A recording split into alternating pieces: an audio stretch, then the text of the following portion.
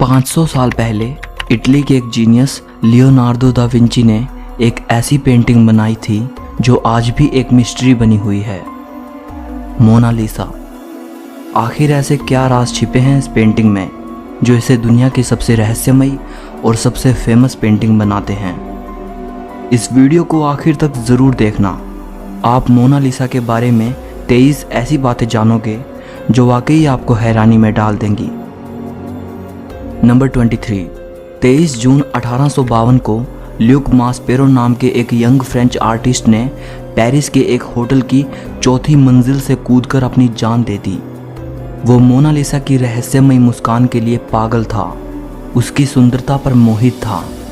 उसने एक suicide note भी छोड़ा जिसमें उसने मोनालिसा के लिए अपने प्यार और सालों के इंतज़ार की बात की थी।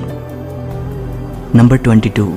मोनालिसा के बारे में जो सबसे रहस्यमयी बात है और जो बात आर्टिस्ट और हिस्टोरियंस को सबसे ज़्यादा सोचने पर मजबूर करती है, वो है मोनालिसा की रहस्यमयी मुस्कान, जो अलग अलग एंगल से देखने पर अलग अलग दिखती है, मतलब बदलती रहती है।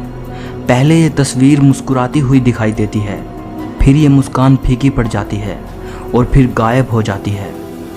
एक रिसर्च से ये पता चला है कि जिस औरत को दा विंची ने इस पेंटिंग में बनाया है वो अपने अंदर कुछ राज छिपाए हुए है, इसलिए मोनालिसा की मुस्कान इतनी रहस्यमयी है। नंबर 21। कुछ सालों पहले एक डॉक्टर ने यह कहकर सबको हैरानी में डाल दिया कि मोनालिसा की मिस्टीरियस स्माइल का राज है उसके ऊपरी 2 दांतों का टूटा होना, और यही वजह है कि उसका ऊपरी होंठ थोड़ा दबा हुआ है। सन 2000 में हार्वर्ड के एक न्यूरो साइंटिस्ट डॉक्टर मार्गरेट ने बताया कि मोनालिसा की मुस्कान नहीं बदलती बल्कि इंसान का माइंडसेट बदलता है। मतलब ये आपके दिमाग का खेल है, जैसा आप मोनालिसा के चेहरे को देखना चाहते हो वैसा ही आपको वो दिखेगा। ये इस चीज़ पर डिपेंड करता है कि आप किस चीज़ पर फोकस कर रहे हो। नंबर 20। लियोनार्दो दा विंची ने मोनालिसा को 1503 में बनाना शुरू किया था और वो 1517 तक इस पे काम करते रहे। उनको सबसे ज़्यादा समय मोनालिसा के होंठ बनाने में लगा था। मोनालिसा के होंठ बनाने में दा विंची ने 12 साल लगा दिए थे। नंबर 19। यह बात तो सच है कि मोनालिसा एक बेहद खूबसूरत पेंटिंग है और शुरू से ही ये काफ़ी मशहूर है, लेकिन इतनी मशहूर ये कभी नहीं थी जितनी कि ये तब हुई जब इसे पेरिस के लूव्र म्यूज़ियम से चुरा लिया गया। नंबर 18। दुनिया की सबसे मशहूर पेंटिंग को दुनिया के सबसे बड़े म्यूज़ियम से चुरा लिया जाना एक बड़ी हैरान कर देने वाली घटना थी, लेकिन उससे भी ज़्यादा हैरान कर देने वाली बात तो ये है कि इसके चोरी के इल्ज़ाम में जिस आदमी को शक के घेरे में लिया गया वो थे हमारे एक और महान पेंटर पाब्लो पिकासो। जी हाँ, शुरुआत में पाब्लो पिकासो पर इसे चोरी करने का इल्ज़ाम लगा, लेकिन बाद में काफ़ी पूछताछ और इन्वेस्टिगेशन के बाद उनसे ये आरोप हटा लिया गया। नंबर 17। वो कौन इंसान था जिसने मोनालिसा को चुराया था? 1911 में 21 अगस्त के दिन इसे चुराया गया, लेकिन उस दिन इस चोरी की तरफ किसी ने ध्यान नहीं दिया और इसे अगले दिन नोटिस किया गया। लूव्र म्यूज़ियम को इन्वेस्टिगेशन के लिए 1 हफ्ते के लिए बंद कर दिया गया, इस कन्फ्यूजन की वजह से कि शायद पेंटिंग को म्यूज़ियम में ही कहीं और रख दिया गया होगा। बाद में पता चला कि मोनालिसा को लूव्र म्यूज़ियम के ही एक वर्कर विंसेंजो पुरुगिया ने चुराया था। वो म्यूज़ियम के एक छोटे से कमरे में छिप गया। म्यूज़ियम के बंद होने के बाद वो पेंटिंग को कोट में छिपाकर फरार हो गया। नंबर 16। विंसेंजो इटली का एक देशभक्त नागरिक था। उसका ये विश्वास था कि लियोनार्दो की ये पेंटिंग उनके देश में वापस आनी चाहिए और इसे इटली के म्यूज़ियम में दिखाया जाना चाहिए। 2 साल बाद विंसेंजो को तब पकड़ लिया गया जब वो मोनालिसा को लेकर इटली के फ्लोरेंस शहर के आर्ट म्यूज़ियम के डायरेक्टर को इसे बेचने जा रहा था। 2 हफ्तों तक मोनालिसा को इटली के उसी म्यूज़ियम में रखने के बाद 4 जनवरी 1914 को वापस से पेरिस के म्यूज़ियम में लाया गया। विंसेंजो को उसके क्राइम के लिए 6 महीने की जेल हुई, लेकिन इटली ने उसकी देशभक्ति के लिए उसका स्वागत किया। नंबर 15। मोनालिसा की एक जुड़वा पेंटिंग भी मौजूद है जो बिल्कुल लियोनार्दो दा विंची की मोनालिसा जैसी ही दिखती है। कहा जाता है कि दूसरी पेंटिंग को दा विंची के टाइम में ही उनके एक स्टूडेंट फ्रांसिस्को मेल्जी ने बनाया था। ये दूसरी पेंटिंग स्पेन की राजधानी मैड्रिड के प्रादो म्यूजियम में रखी है। नंबर 14। आज तक ये बात रहस्य है कि मोनालिसा कौन थी, मतलब दा विंची ने ये किसकी तस्वीर बनाई थी, ये कौन औरत थी। ज़्यादातर स्कॉलर्स का ये मानना है कि इस पेंटिंग में जो तस्वीर है वो लीसा घेरार्दिनी की है, जो कि फ्लोरेंस की एक इटालियन औरत थी। लेकिन एक थियोरी ये भी कहती है कि मोनालिसा लियोनार्दो दा विंची की खुद की तस्वीर है, मतलब उन्होंने इस पेंटिंग में खुद को एक औरत के रूप में बनाया था। नंबर 13। इस खूबसूरत पेंटिंग को नुकसान पहुंचाने की कई कोशिशें हो चुकी हैं। 1956 में एक बोलीवियन टूरिस्ट ने मोनालिसा पर एक पत्थर फेंका था, जिसकी वजह से मोनालिसा की बाएं हाथ की कोहनी के पास एक छोटा सा निशान आ गया था। बाद में इसे रिस्टोर कर दिया गया, लेकिन निशान अब भी हल्का दिखता है। इससे पहले एक व्यक्ति ने इस पेंटिंग पर एसिड फेंका था। इसके बाद मोनालिसा की सिक्योरिटी को देखते हुए इसे बुलेट प्रूफ ग्लास के अंदर रखा गया, लेकिन इसके बाद भी एक लेडी ने मोनालिसा पर रेड पेंट से स्प्रे करने की कोशिश की थी और 2009 में एक रशियन लेडी ने इसकी तरफ सिरेमिक टीकप फेंका, पर पेंटिंग दोनों ही केस में सुरक्षित रही। नंबर 12। लियोनार्दो दा विंची एक राइटर भी थे, लेकिन हैरानी होती है कि उन्होंने अपनी सबसे फेमस पेंटिंग मोनालिसा के बारे में कहीं कुछ भी नहीं लिखा। नंबर 11। सेकेंड वर्ल्ड वॉर के टाइम मोनालिसा को 6 बार अपनी जगह से बदला गया, ताकि ये बेशकीमती पेंटिंग जर्मन नाजियों के हाथों में ना चली जाए। नंबर 10। लियोनार्दो के ही एक स्टूडेंट ने 1514 से 1516 के बीच मोनालिसा का एक न्यूड वर्जन भी बनाया था, जिसे मोना वेना कहा जाता है। इसके हाथ और बॉडी की पोजीशन बिल्कुल लियोनार्दो की मोनालिसा जैसी ही है। कहा यह भी जाता है कि शायद इसे भी लियोनार्दो दा विंची ने ही बनाया हो। ये पेंटिंग पेरिस के कोंडे म्यूजियम में रखी है। नंबर 9। लियोनार्दो ने मोनालिसा को पेंट करने में 30 से भी ज़्यादा लेयर्स का इस्तेमाल किया था, और उनमें से कुछ लेयर्स तो एक इंसानी बाल से भी बारीक थी। नंबर 8। मोनालिसा दुनिया की मोस्ट वैल्यूएबल पेंटिंग है।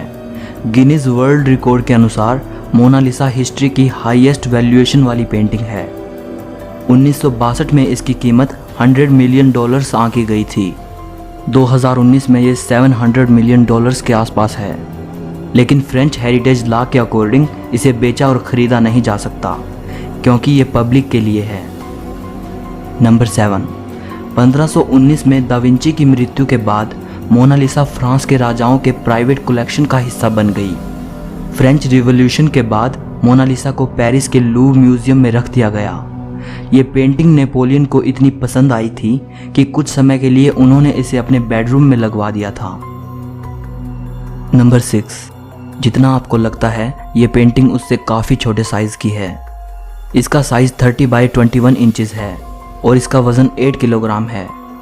दा विंची ने इसे पेपर और कैनवस पर नहीं बनाया था, बल्कि पॉपुलर की लकड़ी के पैनल पर ऑयल पेंट से बनाया था, और इतनी खूबसूरती से बनाया था कि इस पर ब्रश के निशान देखना बेहद मुश्किल है। दा विंची के टाइम में कैनवस और पेपर मौजूद थे, लेकिन उस वक्त के पेंटर ये सोचते थे कि छोटी पेंटिंग के लिए लकड़ी का यूज़ करना ही सही रहेगा।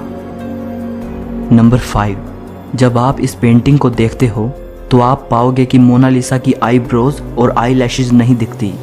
अब सवाल उठता है कि लियोनार्दो दा विंची ने मोनालिसा की आईब्रोज और आई लैशेज क्यों नहीं बनाई।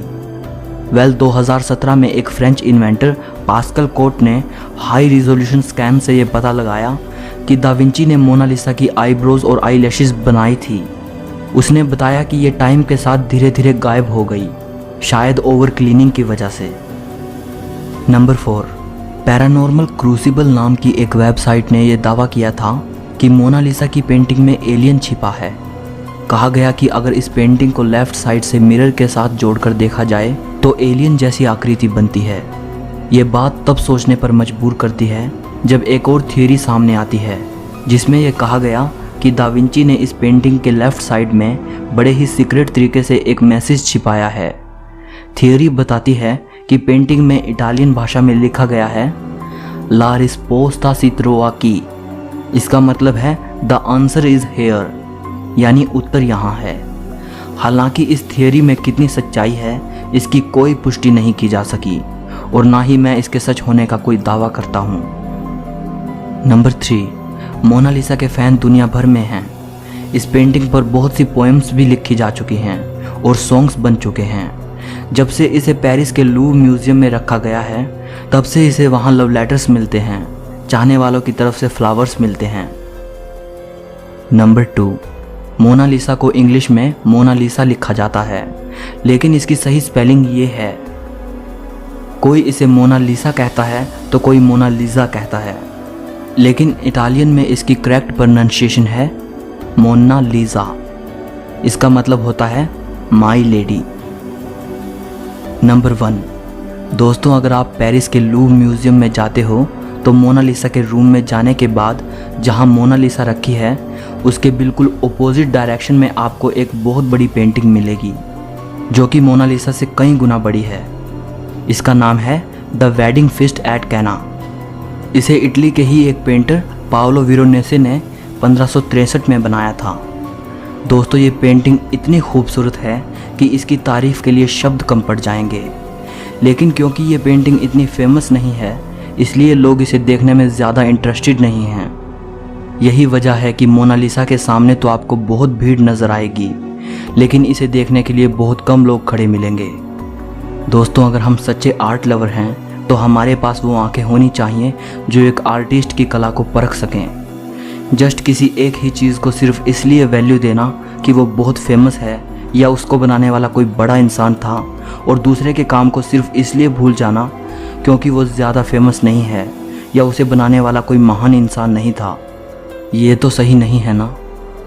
देखो मैं ये नहीं कह रहा कि मोनालिसा बहुत अच्छी पेंटिंग नहीं है और उससे भी अच्छी अच्छी पेंटिंग्स मौजूद हैं, नहीं। बेशक मोनालिसा दुनिया की सबसे खूबसूरत आर्ट वर्क में से एक है, लेकिन साथ साथ हमें दूसरे के काम को भी तो सराहना चाहिए ना।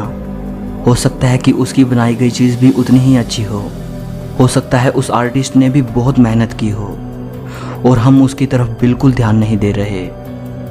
मैं आखिर में एक और बात बताना चाहता हूँ जिससे मुझे उम्मीद है कि आप मेरी बात को पकड़ पाएंगे। पेरिस का ये लूव्र म्यूज़ियम दुनिया का सबसे बड़ा आर्ट म्यूज़ियम है। इसमें 35,000 हिस्टोरिक ऑब्जेक्ट्स रखे हैं, लेकिन ज़्यादातर लोग सिर्फ मोनालिसा को देखने आते हैं और उसके सामने सेल्फी लेकर चले जाते हैं। सो इस वीडियो के लिए इतना ही। अगर आपको ये वीडियो पसंद आई हो तो लाइक और शेयर ज़रूर करना, कमेंट करके इस वीडियो के बारे में अपनी राय देना। और अगर आप हिस्ट्री और फिलॉसफी से जुड़ी ऐसी ही अमेजिंग वीडियोस देखना चाहते हैं तो चैनल को सब्सक्राइब करके घंटी को दबा देना। सो मिलते हैं अगली वीडियो में।